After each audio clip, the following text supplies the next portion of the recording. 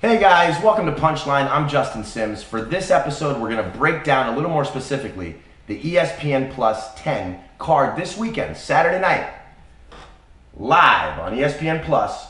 Prelims start at 5 p.m., main card starts at 8 p.m. Let's go to MMAJunkie.com. Guys, click on Rumors here. And as you see, we've got a great weekend for MMA here. We've got One Championship 96 Enter the Dragon, which you can catch on Facebook, Twitter. That's May 17th. I think that's the card that Sage Northcutt makes his one debut on, but I'm not sure.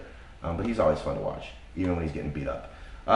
Then we've got a CFFC card from Atlantic City. We've got a KSW 49 card from Poland. But of course, the main one, the real meat and potatoes of this weekend, which is UFC on ESPN Plus 10, Dos Anjos versus Lee. So we've clicked on that now. Let's go down to the very, very beginning of the prelims here, guys.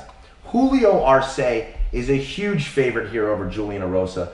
I don't trust Julio Arce to give me huge numbers, so I'm going to pass on that. I don't trust Julian Erosa at all either. Man, the guy's had a tough run. The next fight we're going to look at, guys, is Zach Cummins versus the undefeated Trevin Giles. Now, Trevin Giles has a lot of momentum and a lot of hype coming into this card. He's 10-0, but he's by far getting his biggest test to date in the veteran and the rugged Patrick Cummins. I like Zach Cummins. I like Zach Cummins to beat Trevin Giles. I think that O must go. Again, I believe in the UFC jitters, the first time UFC jitters and the adrenaline dump. Let's look at this next fight, guys. Two veterans here. Patrick Cummins is a huge favor over Ed Short-Fuse Herman. Ed Short-Fuse Herman might be somebody to look at to put a bet down, maybe a parlay. We'll go over that in a separate video. And he also might be a juicy pick if you're a DraftKings guy. We'll go over that as well. The next fight, guys, man, there's so many close fights on this card. Grant Dawson has only had one loss in his career, 12-1, fighting Mike Trizano, who is 8-0. They're super, super matched up, guys. I like Mike Trizano in this fight. I think it's going to be really close. I'm not going to put any money on him or put him on my DraftKings lineup because I don't think he's going to get a finish. I think it's going to be a real test of attrition, this fight, a real war.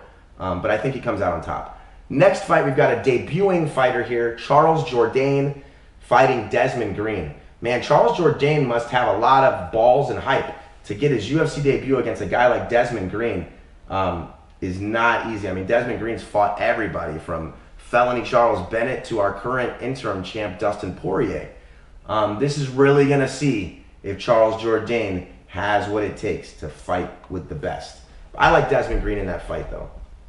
Moving on, guys, the main event of our prelims this Saturday night is a rematch between Sijara Eubanks, who's currently ranked number 2 in her division in the women's bantamweight division, fighting undefeated Aspen Ladd. Now, guys, Aspen Ladd is 7-0. 6 of those 7 have come by TKO or KO. The one person that survived 15 minutes of a fight with Aspen Ladd was the chick she's fighting this weekend, again, in Sijara Eubanks, who's ranked number 2. I like Sijara Eubanks in this fight, guys. I like her to put money on in a betting line. I like her in my DraftKings lineup as well, and I'll tell you why. Again, this is Aspen Ladd's first time under the big lights. Those UFC jitters, that adrenaline dump is real. And Sijara Eubanks wants that fight back. She wants that win back. She wants to make that wrong a right. And the fact, guys, that she doesn't want to lose her positioning in the UFC. She's undefeated right now in UFC, and she's ranked number 2. I think she gives this girl her first loss. Moving on to the main card, guys, we've got another debuting guy here in Austin Hubbard, coming in with a record of 8-2. Austin Hubbard is a Legacy Fighting Alliance guy, and he's a real tough guy, but they are not giving this guy any favors. Davi Ramos is a complete killer on the ground. I like him to win this fight. I like him to potentially put a little money on him on the line, and I definitely like him in my DraftKings pick. This guy's coming off of 3 or 4 submissions, guys. So if it goes to the ground, which I think it will, and I think it'll happen early, I think Davi just completely dominates Austin Hubbard here. But hopefully Austin Hubbard will put up a good fight and they'll give him another shot. Because obviously for a UFC debut to be the starting fight of a main card, he's got to be exciting. Next fight, guys, Nick the Carney Lentz versus Charles Oliveira. This is a trilogy fight. Charles Oliveira and Nick Lentz first fought years ago. The win was overturned. There was an illegal knee, so they ran it back in 2015. and Charles Oliveira got a submission in the second round, and Nick Lentz is trying to right that wrong. Nick Lentz is a super nice guy. Check out this picture of me and Nick Lentz. He was showing me a little bit of jiu-jitsu there. Great guy, though. Really cool. He is so tough. He'll fight anybody. He's rugged. He's real durable. But Charles Oliveira's on a complete tear right now. He's coming off of 3 or 4 submissions in a row over the likes of guys like Clay Guida, Jim Miller. I know they're a little bit older, but these are top-notch UFC talent still, guys. I think Charles Oliveira gets another finish here. That's why I'm picking him big here. But man, I'm rooting for Nick. Next fight, we've got Megan Anderson fighting undefeated Felicia Spencer. Felicia Spencer's 6-0, and she's fighting a real featherweight here, guys, in Megan Anderson. Megan Anderson's 9-3, but she's fought real top-notch competition. She has a loss to Cyborg, which is nothing to, throw shade on. Everybody not named Amanda Nunes has lost to Cyborg. She's really big, and her last fight, if you'll remember, she kicked Kat Zingano, and her toenail scraped Kat Zingano's eye, and Kat couldn't continue. I think that's perfectly legal as a punch, or as a strike, should I say. I like Megan Anderson to give Felicia Spencer her first loss. Now the top 3 fight cards here, guys. I think this really should be our new co-main event, this next fight.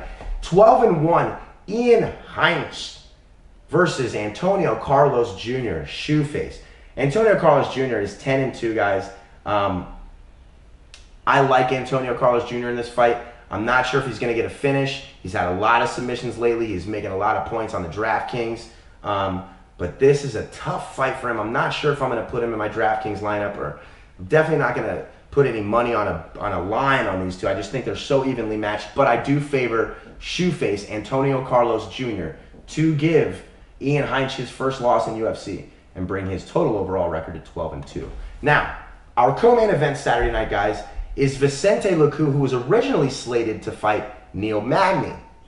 Now, Neil Magny has been removed from the card because he has a violation with USADA. Now, that violation could be anything from he snorted a piece of marijuana to he's shooting something that makes him a killer into his eyeballs with TJ Dillashaw on the weekends. So who really knows what happened? More will come out later, but he is not fighting.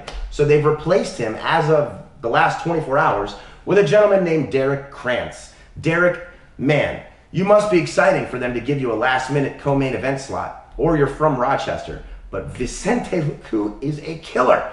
I mean, we really saw his grit in his last fight where he finished Brian Barberino, who's another tough character.